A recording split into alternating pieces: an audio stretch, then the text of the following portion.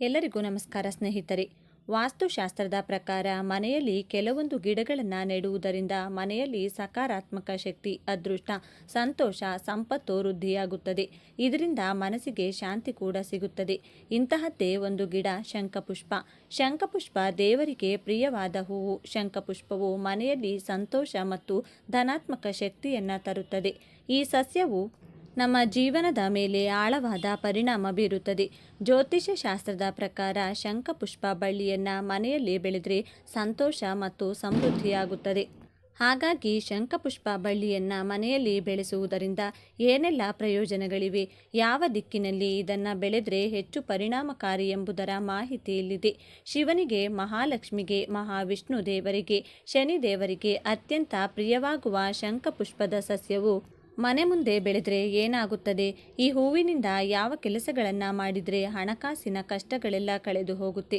ಶಂಖಪುಷ್ಪದ ಆರೋಗ್ಯದ ಲಾಭಗಳ ಜೊತೆ ನಿತ್ಯ ಜೀವನದ ಕಷ್ಟಗಳಿಗೆ ಹೇಗೆಲ್ಲ ಸಹಕರಿಸುತ್ತದೆ ಎಂದು ಇವತ್ತಿನ ಈ ವಿಡಿಯೋದಲ್ಲಿ ಸಂಪೂರ್ಣವಾಗಿ ತಿಳಿಸಿಕೊಡ್ತೀನಿ ಬನ್ನಿ. ಅದಕ್ಕೂ ಮುಂಚೆ ನೀವಿನ್ನೂ ಚಾನಲ್ಗೆ ಸಬ್ಸ್ಕ್ರೈಬ್ ಆಗಿಲ್ಲ ಅಂದರೆ ಈಗಲೇ ಸಬ್ಸ್ಕ್ರೈಬ್ ಆಗಿ, ಹಾಗೆ ವಿಡಿಯೋಗೆ ಲೈಕ್ ಮಾಡಿ, ವಿಡಿಯೋ ಸ್ಕಿಪ್ ಮಾಡದೆ ಕೊನೆ ತನಕ ನೋಡಿ. ಎಲ್ಲರೂ ಭಕ್ತಿಯಿಂದ ಓಂ ಶ್ರೀ ಮಹಾಲಕ್ಷ್ಮಿ ನಮಃ ಅಂತ ಕಮೆಂಟ್ ಮಾಡಿ. ವಾಸ್ತುಶಾಸ್ತ್ರದ ಪ್ರಕಾರ ಮನೆಯಲ್ಲಿ ಶಂಖಪುಷ್ಪ ಬಳ್ಳಿಯನ್ನು ಬೆಳೆಸುವುದರಿಂದ ನಕಾರಾತ್ಮಕ ಶಕ್ತಿ ನಿವಾರಣೆಯಾಗುತ್ತದೆ ಮತ್ತು ಮನೆಯಲ್ಲಿ ಧನಾತ್ಮಕ ಶಕ್ತಿ ನೆಲೆಸುತ್ತದೆ. ಮನೆಯಲ್ಲಿ ಸಕಾರಾತ್ಮಕ ಶಕ್ತಿ ತುಂಬಿದ್ರೆ ಯಾವುದೇ ಆರ್ಥಿಕ ಸಮಸ್ಯೆ ಎದುರಾಗುವುದಿಲ್ಲ, ಶಾಂತಿ ಸುಖ ತುಂಬಿರುತ್ತದೆ. ಆದರೆ ನಕಾರಾತ್ಮಕ ಶಕ್ತಿಯ ಪ್ರವೇಶವಾದರೆ ಮನೆ ನರಕವಾಗಿ ಪರಿವರ್ತನೆಯಾಗುತ್ತದೆ. ಸದಾ ಜಗಳ, ಗಲಾಟೆ, ಅಶಾಂತಿ, ಆರ್ಥಿಕ ಸಮಸ್ಯೆ ಕಾಡುತ್ತದೆ. ಹಾಗಾಗಿ ನಕಾರಾತ್ಮಕ ಶಕ್ತಿ ತೊಡೆದು ಹಾಕಲು ಮನೆಯಲ್ಲಿ ಶಂಖಪುಷ್ಪ ಬಳ್ಳಿಯನ್ನು ಬೆಳೆಸಬೇಕು. ದೇವರ ಪೂಜೆಗೆ ಶ್ರೇಷ್ಠವಾದ ಪುಷ್ಪಗಳಲ್ಲಿ ಶಂಖಪುಷ್ಪವು ಒಂದು. ಈ ಪುಷ್ಪಕ್ಕೆ ಶಂಖಪುಷ್ಪವನ್ನು ಸಂಸ್ಕೃತದಲ್ಲಿ ಅಪರಾಜಿತೆ ಅಥವಾ ಗಿಣಿಕರ್ಣಿಕಾ ಎಂದು ಕರೆಯುತ್ತಾರೆ ಮತ್ತು ಇಂಗ್ಲಿಷ್ನಲ್ಲಿ ಬಟರ್ಫ್ಲೈ ಫ್ರೀ, ಬ್ಲೂ ಬೆಲ್ವೈನ್, ಬ್ಲೂ ಪೀ ಅಥವಾ ಏಷ್ಯನ್ ಪಾರಿವಾಳ ರೆಕ್ಕೆಗಳು ಎಂದು ಕರೆಯಲಾಗುತ್ತದೆ.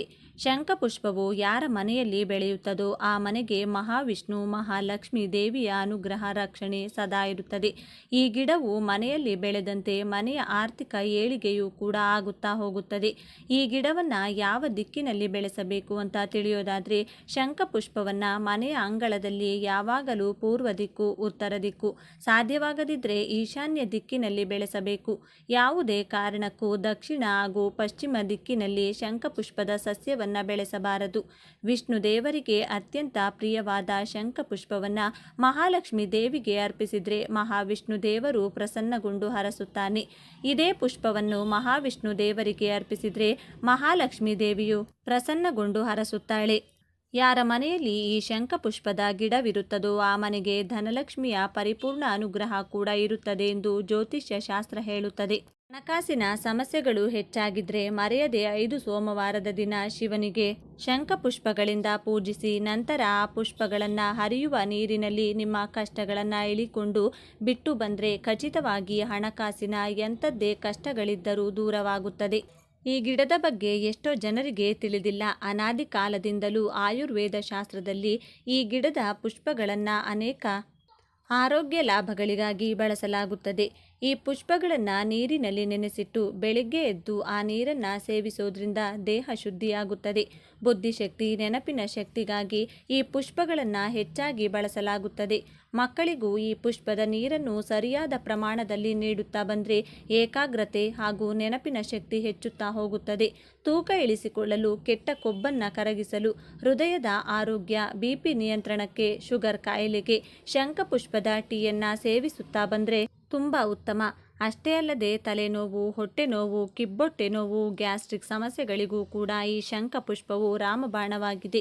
ನಮಗೆ ತುಂಬ ಕಷ್ಟಗಳಿವೆ ಗುರುಗಳೇ, 1 ರೂಪಾಯಿ ದುಡ್ಡು ಕೂಡ ಕೈನಲ್ಲಿರೋದಿಲ್ಲ, ಯಾವಾಗಲೂ ವ್ಯಾಪಾರ ಸರಿಯಾಗಿ ಆಗುವುದಿಲ್ಲ, ಒಂದಾದರ ಮೇಲೊಂದು ಕಷ್ಟ ಇದೆ ಎನ್ನುವವರು ಮಂಗಳವಾರ ಅಥವಾ ಶನಿವಾರದ ದಿನ ಶ್ರೀರಾಮ ಎಂಬ ನಾಮ ಜಪವನ್ನು ಮಾಡುತ್ತಾ ಆಂಜನೇಯ ಸ್ವಾಮಿಯ ಪಾದಕ್ಕೆ ಒಂದೊಂದೇ ಶಂಖಪುಷ್ಪಗಳನ್ನು ಅರ್ಪಿಸಬೇಕು.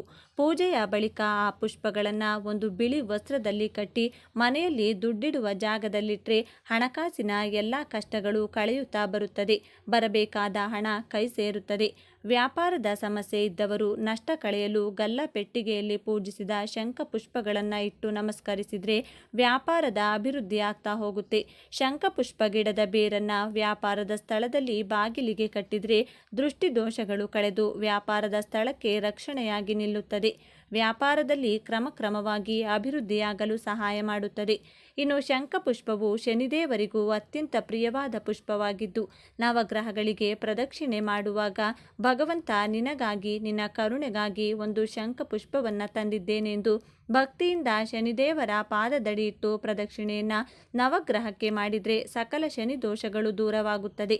ಶನೇಶ್ವರನ ಕೃಪಾ ದೃಷ್ಟಿಯಿಂದ ಉತ್ತಮೋತ್ತಮ ಅಭಿವೃದ್ಧಿಯನ್ನು ನೀವು ಜೀವನದಲ್ಲಿ ಕಾಣಬಹುದು.